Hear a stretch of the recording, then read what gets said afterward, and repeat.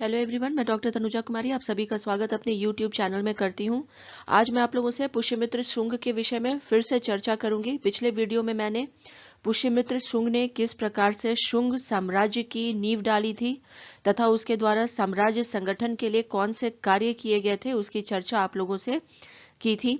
आज के इस वीडियो में मैं आप लोगों से अन्य जितने भी उसके कार्य रहे थे साम्राज्य संगठन को लेकर के इसके विषय में आगे इस वीडियो में आप लोगों से बात करूंगी कि किस प्रकार से पुष्यमित्र शुंग ने अपने साम्राज्य को सुसंगठित किया और अपना साम्राज्य विस्तार किया था तथा अन्य भी जो कार्य रहे थे पुष्यमित्र शुंग के। जैसा कि हम जानते हैं कि पुष्यमित्र शुंग का योगदान साहित्य और कला के क्षेत्र में भी रहा था।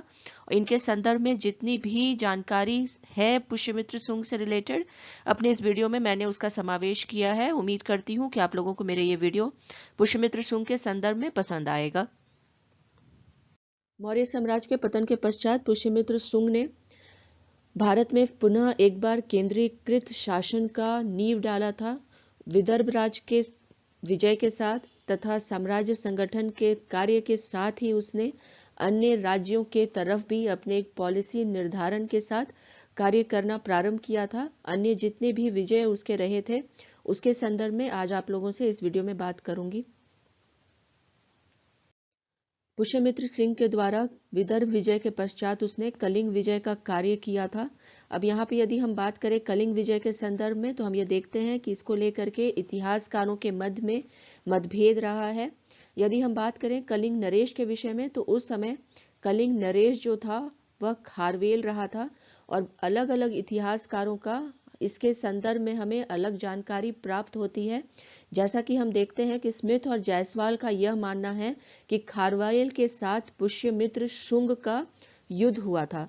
अब यहाँ पे ये कहना कि स्मिथ और जायसवाल के द्वारा कि युद्ध खारवेल और पुष्यमित्र शुंग के मध्य में हुआ था, ये सवाल खड़ा करता है कि क्या इतिहासकारों का यह भी मानना है कि युद्ध कलिंग के और जो है उस समय पुष्यमित्र शुंग के मध्य में हुआ भी था कि नहीं, इसको लेकर के भी विवाद है। परंतु अलग अलग इतिहासकारों का इसके विषय में हमें जो है अलग मत दिखाई देता है।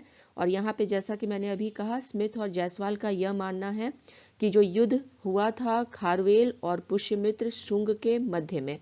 अब आगे यदि हम इसके विषय में और अधिक बात करें तो हम ये देखते हैं कि आगे यदि हम बात करें अन्य इतिहासकारों के मत के विषय में तो हम ये देखते हैं कि जो वीएस स्मिथ हैं उनका यह मानना है कि खारवेल ने 2 बार मगध पर आक्रमण किया था।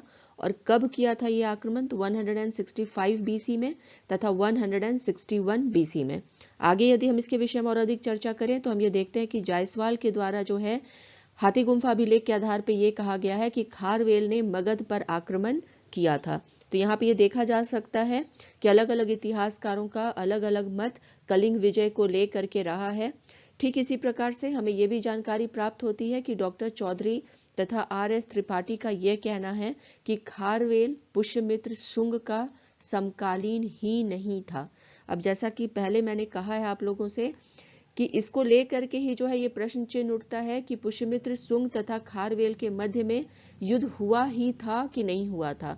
और इसी का यहाँ पे हम कह सकते हैं ये प्रमाण देता है डॉक्टर चौधरी का और आर.एस. त्रिपाठी का ये कहना कि जो है उस समय में खारवेल तथा पुष्यमित्र शुंग जो है वो समकालीन ही नहीं थे।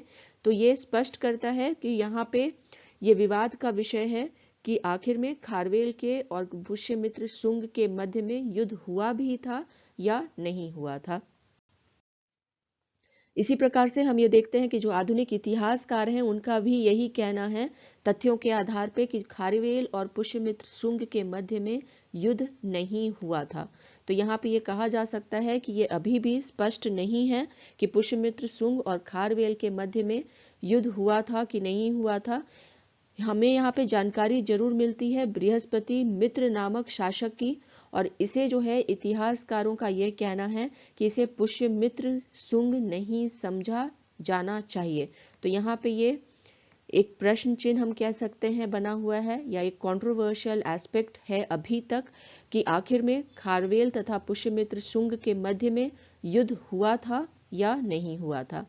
अब नेक्स्ट जो कार्य के विषय में इतिहासकारों के द्वारा हमें जो जानकारी मिलती है वो यह है कि अश्वमेध यज्ञ करवाया गया था पुष्यमित्र शुंग के द्वारा।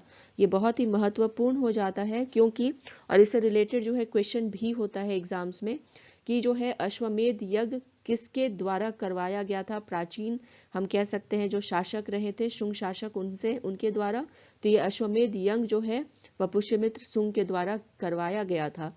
यहाँ पे इससे रिलेटेड भी क्वेश्चंस होते हैं कि कौन कौन से अलग राय जो हैं हिस्टोरियंस के जो आते हैं हमारे समक्ष। खारवेल तथा पुष्यमित्र शुंग के मध्य में जो युद्ध हुआ था या नहीं हुआ था इससे रिलेटेड भी तो जितने भी मैंने अभी आप लोगों से चर्चा की है इसके संदर्भ में जितने भी इतिहासकार हैं उनके कौन कौन से राय रहे हैं इस विषय में या कलिंग विजय के संदर्भ में, इसे आपको याद रखना होगा और इससे रिलेटेड जो है क्वेश्चंस वो एग्जाम में पूछे जाते हैं। अब जब हम बात करते हैं अश्वमेध यज्ञ के विषय में तो हमें इसकी जानकारी पतंजलि के जो महाभाष्य है तथा कालिदास के मालविकाग्निमित्रम से हमें यह जानकारी प्राप्त होती है कि पुष्यमित्र शुंग के द्वारा अश्वमेध यज्ञ करवाया गया था। और इससे रिलेटेड भी क्वेश्चन जो है वो एग्जाम में होते हैं कि कौन कौन से साहित्यिक स्रोत हैं जिसके आधार पर यह कहा जा सकता है कि पुष्यमित्र शुंग के द्वारा अश्वमेध यज्ञ करवाया गया था। तो यहाँ पे इसका आंसर होगा पतंजलि का महाभाष्य तथा कालिदास के द्वारा लिखित मालविकाग्निमित्रम। अब आगे यहाँ पे यदि हम बात करें पुरातात्विक स्रोतों की तो इनमें अयोध्या अभिलेख महत्वपूर्ण है और इसके द्वारा भी हमें जानकारी प्राप्त होती है कि पुष्यमित्र शुंग ने अश्वमेध यज्ञ करवाया था। अश्वमेध यज्ञ के करवाने से हमें ये जरूर जानकारी प्राप्त होती है कि पुष्यमित्र शुंग के द्वारा अभियान जरूर करवाए गए थे, भले इसको लेकर के कितनी भी कंट्रोवर्सी रही हो, परंतु अश्वमेध यज्ञ जो है वो करवाए जरूर गए थे। और किसके लिए करवाए गए थे यदि हम इसकी चर्चा करें तो हम यहाँ पे ये भी देखते हैं कि महाभाष्य के जो लेखक रहे हैं पतंजलि उनके द्वारा भी स्वयं एक अश्वमेध यज्ञ के वो जो है ऋतुज्वत भी रहे थे। और यहाँ पे संभवतः जो ये यज्ञ रहे थे वो करवाया गया था। पहला जो हुआ था यह यज्ञ पाटलिपुत्र पर युद्ध के पश्चात करवाया गया था या जो मगध से जो युद्ध हुआ था उसके पश्चात करवाया गया था। और दूसरा जो करवाया गया था वह यवनों पर विजय प्राप्त करने के पश्चात करवाया गया था। तो यहाँ पे ये स्पष्ट हो जाता है कि पुष्यमित्र शुंग का जो है वह युद्ध यवनों के साथ में भी हुआ था। इससे रिलेटेड भी क्वेश्चंस होते हैं एग्जाम में कि आखिर में हमें कौन सा अभिलेख है जिससे हमें जानकारी प्राप्त होती है कि पुष्यमित्र शुंग ने अश्वमेध यज्ञ करवाया था। तो इसका आंसर यहाँ पे अयोध्या का जो है अभिलेख वो होगा। किन किन के लिए जो है अश्वमेध यज्ञ करवाया था तो दो युद्ध रहे थे हम कह सकते हैं यहाँ पे, पहला मगध के युद्ध के पश्चात और तथा यवनों पर विजय के पश्चात। आगे यहाँ पे यदि हम और इसके विषय में बात करें तो हम ये देखते हैं कि कालिदास के मालविकाग्निमित्रम से ज्ञात होता है कि अश्वमेध यज्ञ के लिए एक घोड़ा छोड़ा जाता था और उसे सिंधु नदी के तट पर यवनों ने पकड़ लिया था। अतः शुंग सेना का यवनों से युद्ध हुआ था यह स्पष्ट हो जाता है और इस युद्ध में यवनों को पुष्यमित्र शुंग ने परास्त किया था। तो ये क्लियरली यहाँ पे कहा जा सकता है कि अश्वमेध जो यज्ञ है वो हुआ जरूर था। और इसके संदर्भ में हमें जो है साहित्यिक स्रोत भी और पुरातात्विक स्रोत भी इसके संदर्भ में हमें इससे जानकारी प्राप्त होती है कि पुष्यमित्र शुंग जो है उसके द्वारा उस समय में अश्वमेध यज्ञ करवाए गए थे जो उसके द्वारा विजय हासिल किए गए थे युद्धों में या संघर्ष में। अब आगे यदि हम और चर्चा करें इसके संदर्भ में तो हम ये देखते हैं कि यवनों के साथ में जो पुष्यमित्र शुंग का युद्ध हुआ था ये भी बहुत ही इंपॉर्टेंट रहा था और इसके संदर्भ में भी हमें जानकारी साहित्यिक स्रोतों पर के आधार पर प्राप्त होती है। जैसा कि हम देखते हैं कि पतंजलि का जो महाभाष्य है तथा कालिदास के द्वारा लिखित मालविकाग्निमित्रम तथा गार्गी संहिता का युग पुराण, इनसे भी हमें यवनों के युद्ध के संदर्भ में जानकारी प्राप्त होती है। साथ ही साथ पंचाल तथा मथुरा से प्राप्त मित्र मुद्राओं से हमें यवनों के बढ़ते हुए प्रभाव के विषय में जानकारी मिलती है। और साथ ही साथ जो हम ये भी देखते हैं कि कुसुम ध्वज जिसे पाटलिपुत्र के नाम से हम जानते हैं पे भी पुष्यमित्र शुंग के द्वारा अधिकार किया गया था। तो यहाँ ये स्पष्टता हम देख सकते हैं कि खारवेल पर विजय रहा हो या यवनों के साथ संघर्ष हो या पाटलिपुत्र पर अधिकार किया गया था पुष्यमित्र शुंग के द्वारा, इन सभी से रिलेटेड हमें साहित्यिक स्रोत जो है वो प्रचुर मात्रा में उपलब्ध है और इनसे हमें पुष्यमित्र शुंग के द्वारा किए गए विजयों के विषय में जानकारी उपलब्ध होती है। यहाँ पे हम ये भी देखते हैं कि उस समय में जो है पतंजलि का जो महाभाष्य है उनसे भी हमें जानकारी प्राप्त होती है कि उस समय यवन जो थे वो मध्यमिका, जिसे हम चित्तौड़ के आसपास के नगरी के नाम से जानते हैं, तथा साकेत जो अयोध्या का क्षेत्र रहा था, उस पर भी पुष्यमित्र शुंग के द्वारा अधिकार कर लिया गया था। अब यहाँ पे जितनी भी मैंने अभी चर्चा की है इससे रिलेटेड भी क्वेश्चंस एग्जाम में पूछे जाते हैं और ये बहुत ही इंपॉर्टेंट है, और जो जो यहाँ पे आप लोगों के लिए इंपॉर्टेंट है उसके विषय में एक एक करके आप लोगों से बात करती हूँ। जैसे कि एक तो पहला प्रश्न बन जाता है कि हाँ पतंजलि जो है किनके द्वारा लिखी गई है, जो कौन सी किताब लिखी गई है, तो वह महाभाष्य होगा। और महाभाष्य से हमें किसके विषय में जानकारी मिलती है, तो हम ये देखते हैं कि हमें जो यवनों पर आक्रमण जो हुआ था पुष्यमित्र शुंग का, इसके विषय में पतंजलि से तथा कालिदास की जो कृति है मालविकग्निमित्रम तथा गार्गी संहिता, इनसे हमें जानकारी प्राप्त होती है उस समय पुष्यमित्र शुंग के द्वारा जो यवनों के साथ में युद्ध हुआ था इसके संदर्भ में। साथ ही साथ पुष्यमित्र शुंग का जो है अधिकार किया गया था कुसुम ध्वज पर, इसके विषय में भी हमें जानकारी गार्गी संहिता से प्राप्त होती है। यहाँ पे इससे भी रिलेटेड क्वेश्चन होता है कि पाटलिपुत्र किसका दूसरा नाम है, तो ये कुसुम ध्वज होगा, या वाइस वर्सा क्वेश्चन ऐसे भी होता है कि कुसुम ध्वज को हम किस अन्य और नाम से जानते हैं या किस स्थान का ये नाम रहा है, तो यहाँ पे इसका आंसर पाटलिपुत्र होगा। यहाँ पे इससे भी रिलेटेड क्वेश्चन होता है कि जो साकेत का क्षेत्र था वह कौन सा एरिया रहा था, तो ये अयोध्या था। तो यहाँ पे पुष्यमित्र शुंग के विषय में जब हम बात करते हैं उसके युद्धों के संदर्भ में, तो यहाँ पे ये निश्चित तौर पे कहा जा सकता है कि लगातार पुष्यमित्र शुंग के द्वारा ये प्रयास किया जा रहा था कि वो अपने साम्राज्य का जो है एक्सपेंशन वो कर सके।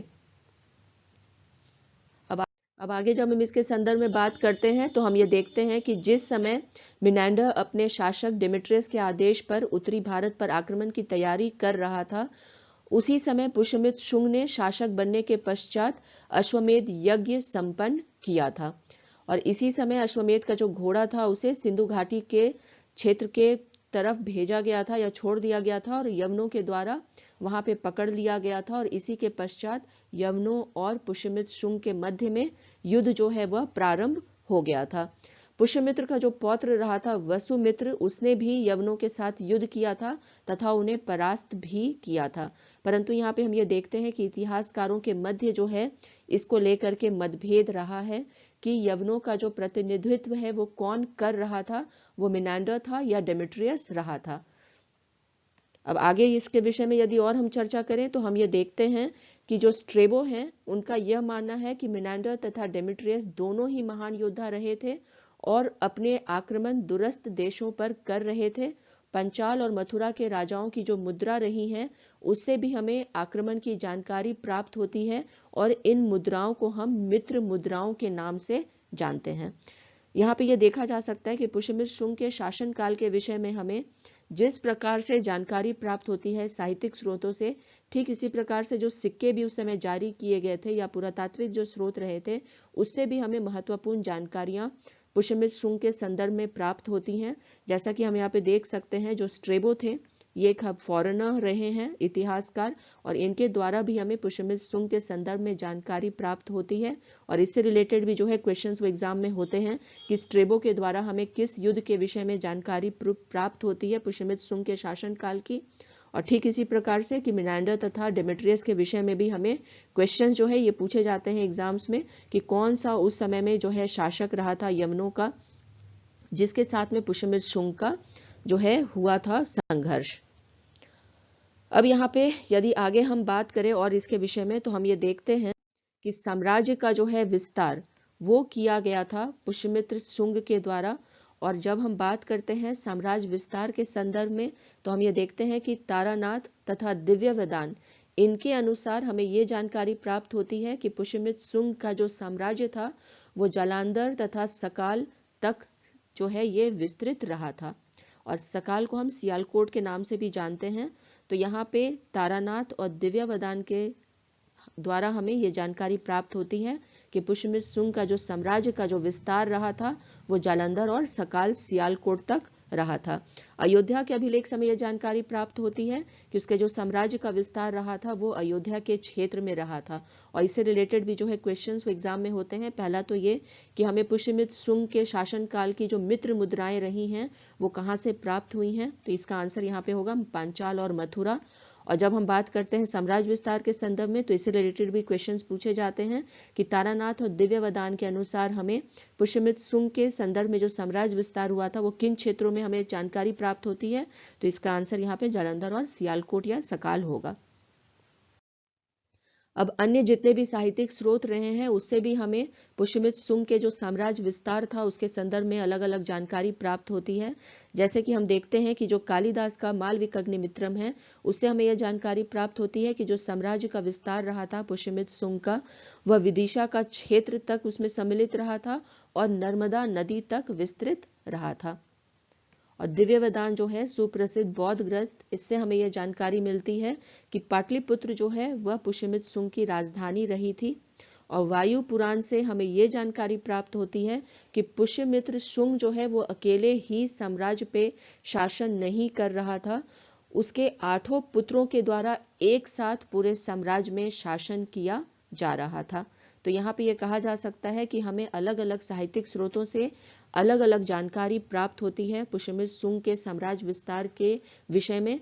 जैसा कि यहाँ पे इस रिलेटेड यदि हम क्वेश्चंस के विषय में बात करें जो एग्जाम्स में पूछे जाते हैं तो वो ये है कि वायु पुराण से हमें पुष्यमित्र शुंग के शासन काल के विषय में क्या जानकारी प्राप्त होती है, तो इसका आंसर ये होगा कि पुष्यमित्र के साथ उसके जो 8 पुत्र रहे थे उनके द्वारा भी जो है उस समय में शासन साथ में किया जा रहा था। इसका एग्जाम्पल यहाँ पे ये भी दिया जा सकता है कि जो विदर्भ का जो क्षेत्र रहा था वो अग्निमित्र के अधीन रहा था, वहां का वो गवर्नर था और उस क्षेत्र का जो है शासन या उस क्षेत्र में जो युद्ध हुआ था वो उसी के द्वारा किया जा भी रहा था। साम्राज्य विस्तार के संदर्भ में यदि क्वेश्चंस के विषय में बात की जाए तो विदिशा और नर्मदा तक पुष्यमित्र शुंग का जो साम्राज्य विस्तार रहा था यह हमें किससे जानकारी प्राप्त होती है, तो यह कालिदास के मालविकग्निमित्रम से हमें इसकी जानकारी प्राप्त होती है। अब ऐसा नहीं है कि पुष्यमित्र शुंग के शासनकाल के समय में सिर्फ जो है उसने साम्राज्य विस्तार का ही कार्य किया था। उसके शासनकाल में हम देखते हैं कि कला के क्षेत्र में भी योगदान उसका रहा था और साहित्य के क्षेत्र में तथा स्थापत्य कला के क्षेत्र में हम उसका योगदान देखते हैं। अब यहाँ पे यदि साहित्य के क्षेत्र में उसके योगदान के विषय में यदि बात की जाए तो हमें यह जानकारी मिलती है कि पुष्यमित्र शुंग के शासनकाल के समय ही हमें पतंजलि के महाभाष्य, मनुस्मृति की रचना तथा महाभारत के संशोधित रूप के विषय में या उसे पुनः लिखने जाने का जो कार्य है इसके विषय में हमें जानकारी प्राप्त होती है। यहाँ पे यदि हम बात करें स्थापत्य कला के संदर्भ में कि कौन कौन से उन्नति जो कार्य किए गए थे पुष्यमित्र शुंग के अधीन, तो यहाँ पे हमें ये जानकारी मिलती है कि शुंग काल का विषय में यदि बात किया जाए या पुष्यमित्र शुंग के विषय में तो शुंग काल में स्थापत्य कला के क्षेत्र में एक नया युग के तौर पे कहा जा सकता है कि यह प्रारंभ हुआ था। शुंग काल की एक बहुत बड़ी उपलब्धि यह रही थी कि जहां कला एवं सार्वजनिक जीवन का अंतर कम हो गया था वहीं इसका विषय जीवन रह गया था, न कि धर्म। कलाकारों ने विदिशा के गरुड़ ध्वज तथा भाजा के चैत्य और विहार, अजंता का जो 9वां चैत्य मंदिर रहा था, ये सभी ही हम कह सकते हैं कि उल्लेखनीय कार्य उस समय में रहे थे स्थापत्य कला के क्षेत्र में। जैसा कि हम देखते हैं कि अजंता का जो 9वां चैत्य मंदिर रहा था ये भी काफी महत्वपूर्ण हो जाता है स्थापत्य कला के क्षेत्र में यदि हम कार्यों की बात करें शुंग काल में। अब यहाँ पे अगर इससे रिलेटेड क्वेश्चंस के विषय में बात की जाए तो इससे रिलेटेड भी क्वेश्चन होते हैं कि कौन कौन से जो है साहित्यिक कार्य हुए थे शुंग काल में या पुष्यमित्र शुंग के शासन काल में। तो यहाँ पे ये देखा जा सकता है कि पतंजलि, मनुस्मृति तथा महाभारत का जो संशोधित रूप है इससे रिलेटेड क्वेश्चंस जो है वो पूछे जाते हैं एग्जाम्स में। ठीक इसी प्रकार से जो गरुड़ ध्वज है इससे रिलेटेड हमेशा क्वेश्चंस होते हैं एग्जाम में कि गरुड़ ध्वज है वो कहाँ पे जो है ये मिलती है, तो ये विदिशा में, और ये किसके शासन काल में हुआ था, तो ये पुष्यमित्र शुंग के शासन काल में हुआ था। यदि चैत्य और विहार के विषय में क्वेश्चंस है इससे रिलेटेड भी होते हैं एग्जाम्स में तो इसका आंसर यहाँ पे होगा भाजा, कि यहाँ पे हमें चैत्य और विहार के निर्माण की जो है जानकारी शुंग काल में मिलती है।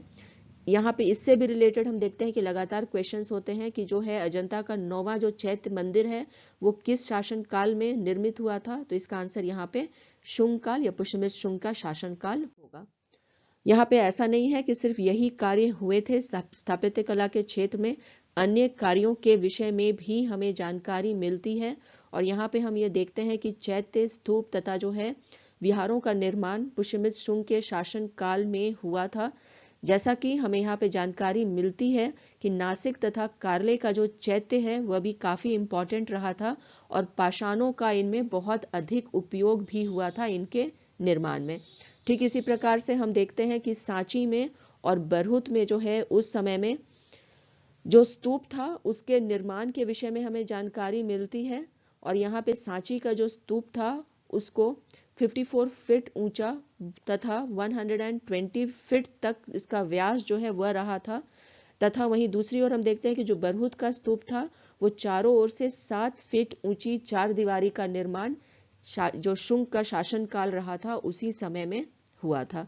अब आगे यदि इसके विषय में और अधिक हम चर्चा करें तो हम ये देखते हैं कि उस समय में अजंता स्थित जो चैत्य का कक्ष नंबर 9 रहा था, अमरावती का स्तूप अजंता स्थित उस समय में जो चैत्य रहा था कक्ष नंबर 9, ये बहुत ही इंपॉर्टेंट हो जाता है। साथ ही साथ जो अमरावती का स्तूप है और बेस नगर का गरुड़ स्तंभ, ये काफी उल्लेखनीय हम कह सकते हैं कि कार्य पुष्यमित्र शुंग के शासन काल के समय में रहे थे।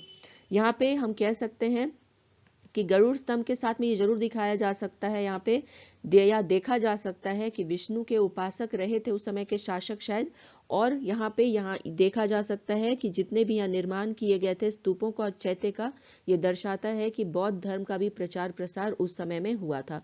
और इनसे रिलेटेड भी लगातार क्वेश्चंस एग्जाम में होते हैं कि सांची और बरहुत के स्तूप के संदर्भ में किसके शासनकाल में कार्य हुआ था, तो ये सांची और बरहुत का स्तूप होगा।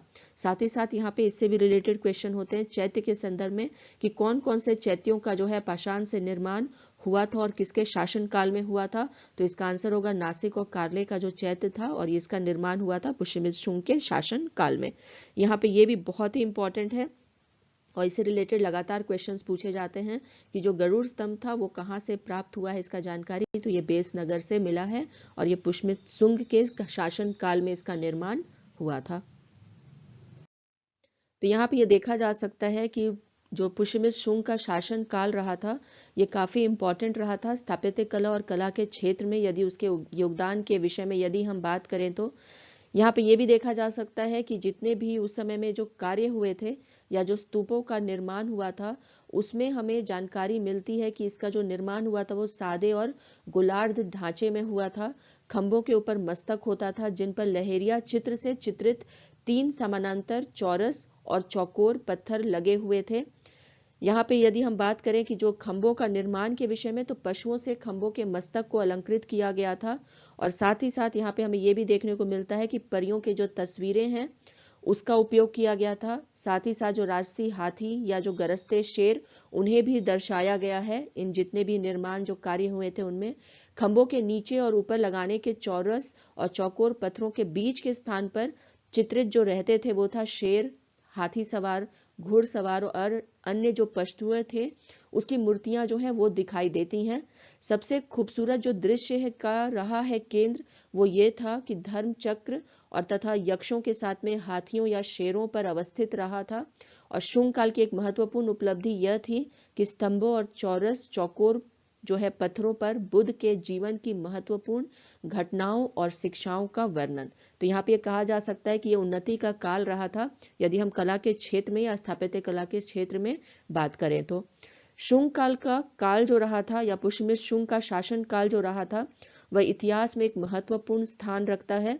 और यहाँ पे सबसे बड़ी उपलब्धि के विषय में यदि हम बात करें शुंग वंश की पुष्यमित्र शुंग के अधीन, तो ये कहा जा सकता है कि यवनों के आक्रमण को रोकना और तथा जो है एक फिर से मौर्य साम्राज्य के पतन के पश्चात सुसंगठित साम्राज्य का निर्माण करना, ये बहुत ही बड़ा एक उपलब्धि रहा था शुंग शासक का, या हम कह सकते हैं पुष्यमित्र शुंग का।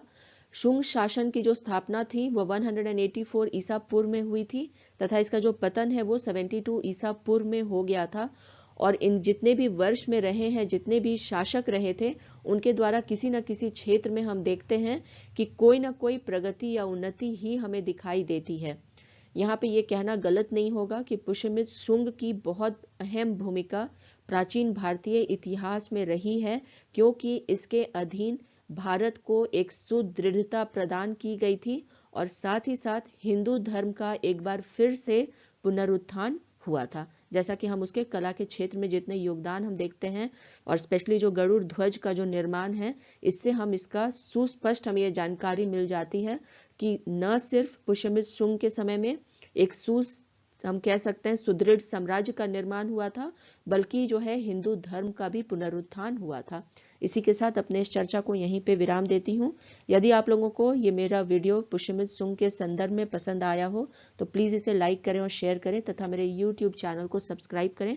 Thank you. Stay connected.